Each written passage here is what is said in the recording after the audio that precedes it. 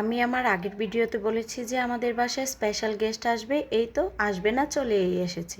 অবশ্যই আপনাদেরকে দেখাবো। আগের ভিডিওতে দেখাতে পারিনি বলে কি আজকেও দেখাবো না? ইনশাল্লাহ এখনই দেখাচ্ছি। প্রত্যেকটা সন্তানের কাছে তার মা বাবা হচ্ছে স্পেশাল, আর বিয়ের পরে তো আরও বেশি স্পেশাল হয়ে যায় বাবা মা।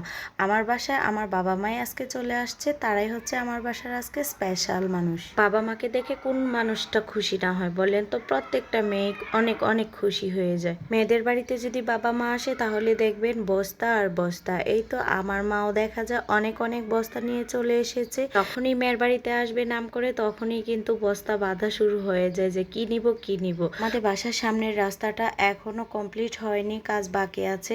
তাই তো আমি নিচে চলে এসেছি আমার আব্বু আম্মুকে রিসিভ করবে বলে, আর আমার খালাও কাজ শেষ করে নিচে চলে এসেছে। এখন হচ্ছে পোটলা উপরে নেয়ার পালা। এখন আমার দারোয়ান মামাও চলে এসেছে এগুলো নেয়ার জন্য। খালা আর দারোয়ান মামা দুজন মিলে এগুলা নিয়ে যাচ্ছে উপরে, আর আমার আম্মুকে আমার মেয়ে রিসিভ করে নিয়ে যাচ্ছে। ভালোবাসা দিলে যে ভালোবাসা মিলে, এটা হচ্ছে বাস্তব প্রমাণ। আমি কোনো কাজের কথা বললে তারা কখনোই না করতে পারে না, কারণ তাদেরকে আমি ভালোবাসা দিয়ে বেঁধে রেখেছি। আর আমার মেয়ে চলে যাচ্ছে আমার আম্মুকে নিয়ে লিফটে, তো আমিও উঠে গেলাম। আমার মেয়ে তো একটা পাকনা বুড়ি, সে তার নানু নানাকে পেয়ে তো অনেক খুশি। আলহামদুলিল্লাহ, তারা যে ভালোভাবে চলে এসেছে, আল্লাহর কাছে লাখ লাখ শুকরিয়া। আর এই মানুষটা দেখে নিঃস্বার্থভাবে কত সুন্দর করে নিজের দায়িত্ব মতো চালটা এনে ঢেলেও দিচ্ছে।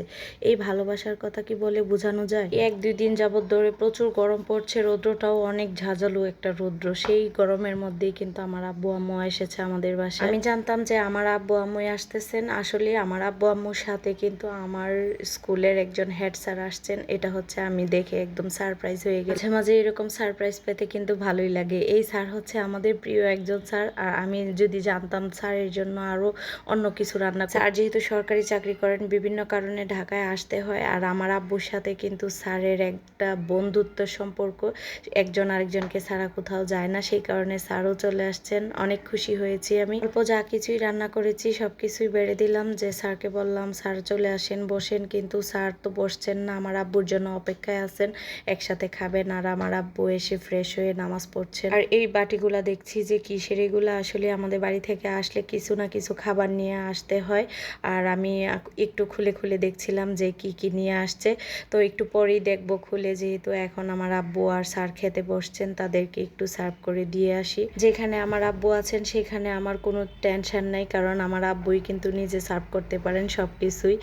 খাওয়ার সাথে সাথে কিন্তু পাশে যে বসে তাকে খেয়াল রাখেন সব সময়। আর আমার এই স্যার কিন্তু আমাদের বাসায় আর একবার এসেছিলেন, আপনারা সবাই মনে হয় ভিডিওতে দেখেছেন। তাই তো স্যারকে বললাম যে জড়তা না করে স্যার নিজের হাতে নিয়ে খান। এই ফাঁকে আমি চলে আসলাম রান্নাঘরে, দেখলাম যে কি কি নিয়ে আসছে। তাড়াহুড়া করে একটু বের করলাম, যেহেতু সকাল 8টায় বাসা থেকে রওনা করেছেন, আর এখন হচ্ছে বিকাল 4টার উপরে বাজে।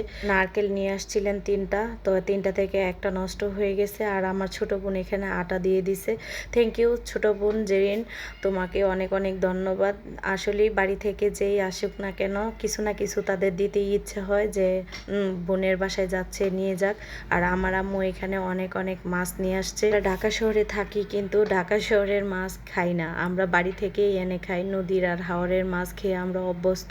চাষের মাছটা একদমই খেতে পারি না, গন্ধ লাগে। আসলে যারা যেটা খেয়ে অভ্যস্ত, তাই বলে তো সবাই তো আর বাড়ি থেকে এনে খায় না। আমরা অভ্যস্ত হয়ে গেছি বাড়ি থেকে খেয়ে, তাই ঢাকার মাছটা খেতেই পারছি না। আর আমার আম্মু আস্ত নারকেলের সাথে নারকেল কুড়ায়ও নিয়ে আসছে, যেহেতু এটা মাছের সাথে আসছে সেই কারণে আমি একটু ধুয়ে নিচ্ছি। এটা 3টা পলিথিন দেয়া বাঁধা আছে, তারপরেও একটু ধুয়ে নিচ্ছি। আম্মুকে শুধু বলেছিলাম যে আম্মু তোমার পছন্দ মতো মাছ কিনে নিয়ে আসবা, তো আমার আম্মু সব ধরনের মাছ নিয়ে আসছে। আর এটা হচ্ছে কচু শাক। কচু শাক খেতে কিন্তু আমার বেশ ভালো লাগে। ফ্রিজে মাছ মাংস একদমই শেষ হয়ে গেছিল, যেহেতু বাড়ি থেকে আগের বার নিয়ে আসছি, আর ঢাকা থেকে কিছুই কিনি নাই। বাড়ি থেকে যখন কেউ আসে তখনই সব কিছু আনার চেষ্টা করি। আর এই ফ্রেশ ফ্রেশ একদম নদীর টাটকা মাছগুলা দেখে কিন্তু মনটা আনন্দে ভরে যাচ্ছিল, তাই আপনাদেরকেও দেখাচ্ছি। ওদেরকে দেখানো ছাড়া তো আর কিছুই নেই, কিছু করার আছে বলেন তো? দিতে তো আর পারবো না, দেখাতেই পারবো। তাই একটু দেখেই নেন। এখানে কিন্তু আমি ছোট মাছের কথা বলেছিলাম। এই যে ছোট মাছ নিয়ে আসছে, এটা হচ্ছে কাসকি, মলা সব কিছু একসাথে। আর অনেক ধরনের মাছ নিয়ে আসছে, কয়টা বলবো। তো আমার যা যা পছন্দ সবই নিয়ে আসছে। আর মোটামুটি আমি সব ধরনের মাছই খেতে ভালোবাসি। মাছের থেকে মাংসটা আমি বেশি পছন্দ করি। আর আমার ছেলে হচ্ছে মাছ প্রিয়, মাছ না হলে তার এক বেলাও চলে না। এটা হচ্ছে বাইম মাছ, বড় বাইম মাছ, কিন্তু এভাবে ছিলে ছিলে নিয়ে আসছে। সাথে কিন্তু বত্তার মাছও নিয়ে আসছে। এখানে টাকি মাছও আছে, যেটাকে আমাদের লাটি মাছ বলি। অনেক এলাকায় অনেকভাবে বলে, কিন্তু আমাদের এলাকায় লাটি মাছ বলে থাকি। এই যে আলাদাভাবে লাটি মাছ নিয়ে আসছে, এগুলো শুধু ভর্তাই করি আমরা, অন্য কিছুই করি না। আর এটা হচ্ছে পাবদা মাছ। পাবদা মাছও অনেকগুলা পোটলা বেঁধে নিয়ে আসছে, আর আমার আম্মু একটু পোটলাগুলো ছোট ছোট করে রেখেছে। আর এটা দেশি শিং মাছ। সাথে আছে গুলশা মাছ। গুলশা মাছ কোনটাকে বলে জানেন? আমাদের এলাকায় বলে ট্যাংরা মাছের যে বড় মাছটা, এটাকে গুলশা মাছ বলে। আর কার এলাকায় কি বলেন অবশ্যই কমেন্টস করে জানাবেন। আমি এত মাছের নাম জানি না, যেগুলা সবসময় খাই সেগুলাই মোটামুটি জানি। এখন খোলা হবে আমার প্রিয় জিনিসের বস্তা। এটা হচ্ছে মাংসর বস্তা। আর দেশি মুরগি আনার চেষ্টা করি বাড়ি থেকে সবসময়। আর আমার আম্মু যেভাবে প্যাকেটিং করে, এখানে কিন্তু পানি গড়াগড়ির কোনো সম্ভাবনা থাকে না। লং জার্নিতে প্যাকেটিংটাই মেন। ভালোভাবে প্যাকেট করে নিয়ে আসলে কিন্তু রাস্তায় পানি পড়ে না। আমার আম্মু পেপার দিয়ে মোড়ায়, তারপর কাপড় দিয়ে বেঁধে এরপর হচ্ছে বস্তার ভিতরে ঢুকায়, যাতে বাতাস না লাগে। বাতাস না লাগলে বরফ তো গলতেই পারে না। আর এটা হচ্ছে একটা বড় মাছ, কার্পু মাছ। বিলের এই কার্পু মাছটা আমাদের অনেক অনেক প্রিয় একটা মাছ। আমি শুধু দেশি মুরগি না, ব্রয়লার মুরগিও কিন্তু দেশের বাড়ি থেকেই আনার চেষ্টা করি। ব্রয়লার মুরগিটার প্রধান কারণ হচ্ছে চিকেন ফ্রাই, যেহেতু বাচ্চা আছে চিকেন ফ্রাই তো খাওয়াতেই হবে। আর বাইরে আমাদের প্রতিদিন কি চিকেন ফ্রাই বাইরে খাওয়া সম্ভব বলেন তো?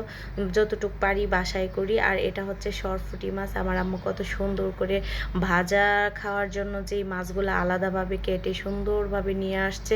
এখানে পাবদা মাছও আছে। আম্মু আমাকে সব কিছু দেখাচ্ছে যে এগুলা বেজে খাবি, এগুলা একদম আলাদাভাবে নিয়ে আসছি। একটা সংসারে যদি মা না থাকে, আসলেই সংসারটা খুবই অচল। আমার আব্বু নিয়ে আসতে পারে সব কিছু গুছিয়ে দিলে, আসলেই মা না থাকলে কিন্তু সংসারে কিছুই থাকে না। আমার মা যেইভাবে সুন্দর করে সব কিছু ম্যানেজ করে আসে, এটা কিন্তু একটা পুরুষের পক্ষে সম্ভবই হয়ে ওঠে না। এই যে আমার ফ্রিজে সব কিছু গুছিয়ে নিচ্ছি। ফ্রিজটা অনেকটা খালি হয়ে গেছিল, এবার কিন্তু ভরে যাচ্ছে। তো খাওয়া দাওয়া হয়ে গেছে যেহেতু, আমি সব কিছু ধুয়ে মুছে এখন একটু চা করে দিচ্ছি। জার্নি করার পরে কিন্তু একটু চা খেলে অনেক ভালো লাগে, মনে হয় যে ক্লান্তিটা দূর হয়ে গেছে। এই কাজগুলো আমি আমার অভিজ্ঞতা থেকেই করে থাকি। কেউ আমাকে বলতে হয় না যে কেউ আসলে খাওয়া দাওয়ার পর একটু রেস্ট নেওয়ার আগেই যে চা খেতে হবে। তো আমি এটা নিজেই করে থাকি। আর দেখতেই পাচ্ছেন সব কিছু একদমই ক্লিন করে ফেলছি। আর যেহেতু তারা বসে বসে টিভি দেখছে, সেই ফাঁকে আমি একটু চা করে দিয়েছি। খাওয়ার পরেই কিন্তু স্যার আর আমার আব্বু চলে গেছেন আমার ভাইয়ের বাসায়। তো বেশি লেট করেন নাই, স্যার আবার ব্যাক করবেন রাতের ট্রেনে। তো এই বয়সে এতটা জার্নি করা আসলে খুবই কষ্টদায়ক। আর যেহেতু স্যার একজন সরকারি হাই স্কুলের টিচার, ওনার অনেক দায়িত্ব। আমি স্যারকে বলেছিলাম থাকার জন্য, স্যার কোনো কিছুতেই থাকবেন না।